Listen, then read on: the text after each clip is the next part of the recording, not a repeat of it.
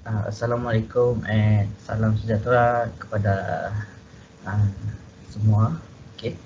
Hari ini kami nak present tentang produk kami. Okay.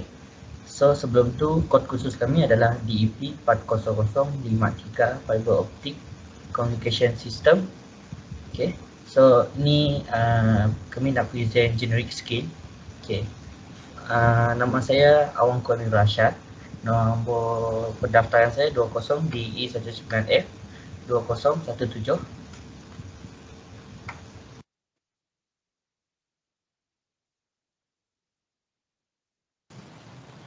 Okey, nama saya Fabian Tiong Chung Sing dan nombor pendaftaran saya adalah 20 DE19F 2012. Okey, seterusnya saya adalah Ifem Bilugan dan nombor matrik saya adalah 20 DE19 F2006. Okey, itu adalah ahli kumpulan dalam grup ni. Okey, sebelum tu produk kami adalah berasaskan for commercial equipment. That means portable version. Okay. Sebab dekat sini soalan dia mengatakan design product concept for suitability and environment friendly using fiber optic technology. So saya akan bentangkan saya punya produk. Okay. Okay, seperti yang kita lihat di next slide yang saya dah tunjukkan ni. Tapi nama produk kami adalah underwater fiber optic cable. Okay. Ini adalah contoh-contoh fiber optic di bawah air. Okay. Ada ikan. Kan. So ini adalah kami punya produk. Okay. Underwater fiber optic cable. Okay. So saya akan paskan next slide kepada kawan saya Fabian untuk terangkan tentang cara penggunaan dia. Okey. Terima kasih Awangku. Okey, seperti yang kita dapat lihat, ini adalah sedikit sebanyak gambaran macam mana ataupun bagaimana pemasangan ini dilakukan dan apakah bahan-bahan yang kita perlukan dari segi connections underwater ini dari stations dia kepada station yang lain. So first of all, kita akan ada management untuk network, and then kita akan terus kepada terminal equipment dan seterusnya armor cable, and kita akan ada unarmor cable, deep ocean cable, dan seterusnya repeater or amplifier. So semua bahan-bahan ini kita amat memerlukan, especially untuk connection kita punya kabel ni, sebab ini adalah talian yang berasaskan underwater. So kita boleh imagine lah betapa risikonya kabel kita bila masuk dalam air. Okay. Okay, ni Fabian. Saya dah tengok dekat orang punya slide ni ada kapal. Apa fungsi kapal sebenarnya? Kapal tu contohlah kalau kita di tengah laut, kan kita memerlukan line. So betul, function kabel ni adalah untuk dia spreadkan lebih besar kita punya radar line tu supaya kapal tu pun dapat menggunakan line tersebut. Itu maksudnya. Wow, canggih sungguh produk kita hari ni ya. Ya, memang. Sebelum tu saya nak tahu apa kelebihannya kita buat produk ni. Okay. Sebab saya tahu sikit je dia punya kelebihan dia. So saya nak tahu lebih detail. Cuba Fabian terangkan. Okay, terima kasih saudara Awang. So first of all, our advantage of these products is the fiber optic cable is very much thinner lah, di mana dia lebih thinner and then ringan. So and dia lebih ringan daripada metal wires. So maksudnya bila dia lebih ringan, so kita kaedah pemasangan ni tu lebih senang, lebih mudah. Cuba kita imagine jika kita memasang kabel underwater tapi berat, kan lebih menyusahkan dan lebih terbeban. So bila kabel tu ringan, kita pasang lagi underwater di mana kita tahu ocean is deep. So dia adalah lebih memudahkan kerja kita dan tidak menyusahkan. So and then the other advantage is they occupy less space, which with the cable are of the same information capacity, and the lighter weight make the fiber easy to install, macam saya mention tadi, lebih senang dan lebih mudah untuk kita pasang. And then specifically taping, the fiber takes great skill to undetected, and the fiber is not most secure medium available for carrying the sensitive data. Maksud yang macam saya mention awal tadi, yang dia akan share data apa semua tu, internet apa semua, so dia akan lebih sensitif. So even kita dekat tengah laut pun, kalau kita dapat ada connection dengan fiber cable ni, kita setia dapat connect to the data yang kita nak mau pakai ataupun sense. So also seperti yang kita tahu, fiber optic cable ni has nearly 4.5 times as much capacity as the wire of this cable has and cross sectional, and the area are 30 times less. So the area quite wide lah. And last, seperti yang kita tahu, fiber is great tensile strength than copper and or steel. Maksudnya dia lebih kuat daripada copper and steel, and diameter sama, and it's very flexible, sangat flexible, and dia bend easily and resist more corrosive element that attack copper cable. So dia lebih, sangat selamat lah apabila berada di dalam laut. Begitu. Ya. Saya tengok FMB mungkin ada soalan nak ditanya. Okay, FMB. Okay. Selain tu apa lagi method of use dia, apa lagi kegunaan lain? Okay, maybe saudara FMB mention apakah kekurangan dia. So di sini saya akan terangkan kekurangan dia.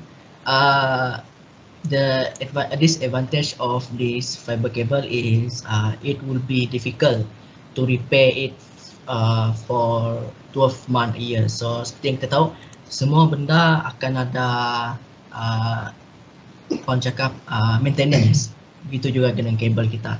Apabila terutama kabel ni berada dalam lautan dalam, so dia akan terjejas kepada segala bahaya apa semua, tambahan lagi air laut masin. So kabel ni mungkin ada yang akan rosak apa semua. So apabila datang kepada part maintenance, dia adalah sukar dan perlu mengambil masa dalam 12 bulan, which is 1 year. Itu pun kalau kita maintain one part, belum lagi part-part yang lain. So seterusnya, it is very costly.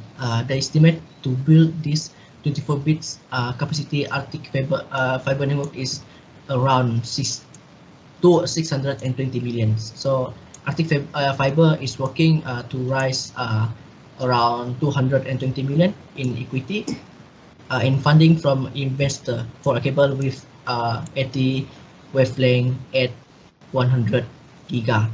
So and then it is a natural disaster, and such as mudslides and typhoons are also a threat to undersea fiber. So seperti yang kita sedia maklum, zaman sekarang kita banyak dilanda angin-angin monsun, gempa bumi, maybe tsunami, kita tidak tahu. And bencana-bencana alam ini antara faktor-faktor yang boleh merosakkan kabel kita. Itulah antara disadvantage yang berlaku apabila ada pemasangan ada water kabel ini. Okay, seterusnya one of the biggest challenge yang kita face the submarine optical network is that many parts of the world are still vulnerable to disruptions in service due to the lack of redundancy. So also it cuts to cable in bottleneck areas, however can slow down the or even complete disrupt service for weeks. So contohlah kita ada kerosakan pada kabel itu, adalah sangat sukar untuk kita perbaiki, dan masa yang diambil untuk kabel ini boleh digunakan adalah mungkin dalam kurang seminggu. Contoh kita di tengah laut, so mungkin ada part kabel itu yang rosak, so masa yang kita ambil untuk perbaiki servis ini, completely siapkan semua kerosakan ini adalah mungkin dalam tempoh seminggu. So ya agak lama lah, sebab underwater ni bukan kerja yang mudah. So the transmissions also for the optical fiber require repeating distant interval. So when the fiber broke or have transmission losses, it wrap around curve of the only few centimeter radius. So bila kabel ni rosak, transmission losses dia will be wrapped around a curve of only a few centimeters radius. So last kali adalah bila when the most common threat of submarine cable is shipping or fishing activities. Roughly 70% of the cable damage from anchor or dropping and trawling occur in water less than 200 meters deep.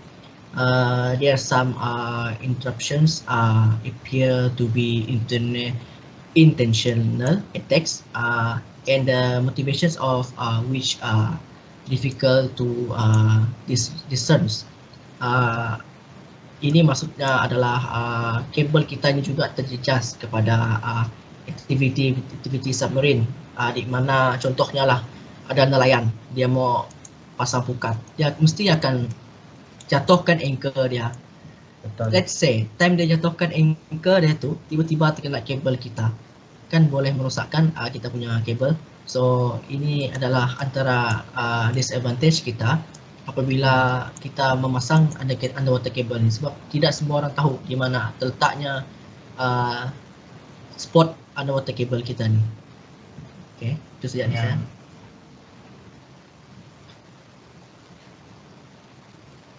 Oke, yang tadi itu untuk disadvantage kan. Ya. Sekarang nih untuk advantage. Apakah advantage untuk produk ini?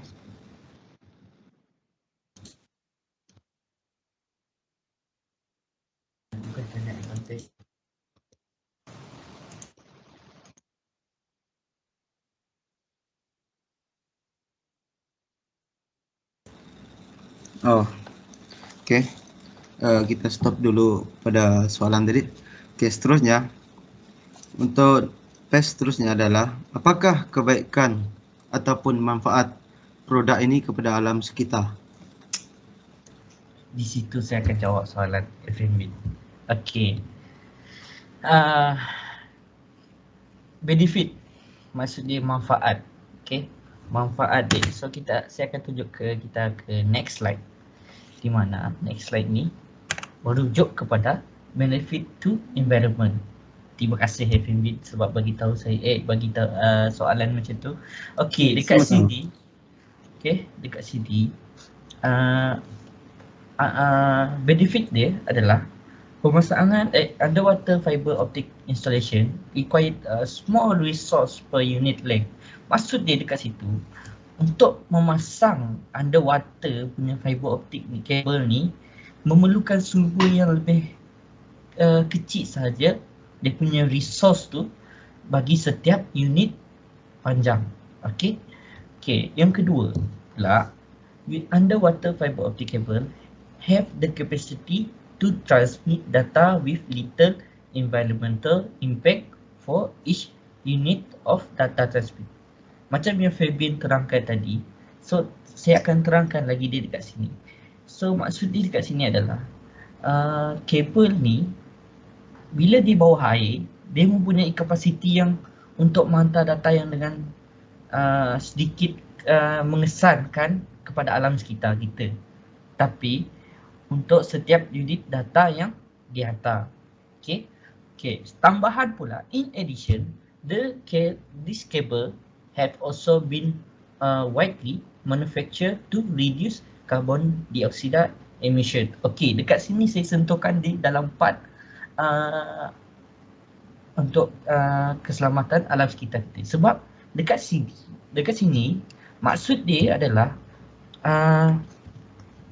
kabel ini dihasilkan secara meluas untuk mengurangkan pelepasan karbon dioksida. So dekat bumi kita ni, kita dapat tahu kan karbon dioksida kita dah terlampau tebal kan. So macam dengan adanya fiber ni, kita dapat mengurangkan pelepasan karbon dioksida tu. Itulah satu-satunya kebaikan untuk alam sekitar lah. Okey, maaf mencelah saudara Awang. Tak apa. Macam yang anda cakap tadi, dia melepaskan, dia mengurangkan karbon dioksida. So adakah karbon dioksida ini berpengaruh kepada hidupan marine? Karbon dioksida ni memang sangat berpengaruh lah juga kan. Seperti kita lihat pencemaran yang banyak dekat luar sana kan, betul tak? So bila kita installkan sesuatu produk kan, bila dikaitkan dengan alam sekitar, contohnya macam kita punya produk ni, reduce carbon dioksida, maksud dia macam karbon dioksida tu kita dapat kurangkan. So kalau efek dia tu terkena dengan kehidupan dalam air, this mean apabila adanya fiber ni, karbon dioksida dalam air tu dia akan macam mungkin mengurang lah, begitulah. Sebab lagipun kita belum try lagi kita punya produk, so tapi kita dah dapat tengok dia punya kelebihan dia untuk alam sekitar. So mungkin ada efek sikit dekat kehidupan marine lah. Macam contohnya mungkin ikan ada sisa-sisa toksik sikit lah macam tu. Tapi bila ada fiber ni mungkin dapat mengurangkan sikit, sikit, tak banyak, berapa persen je.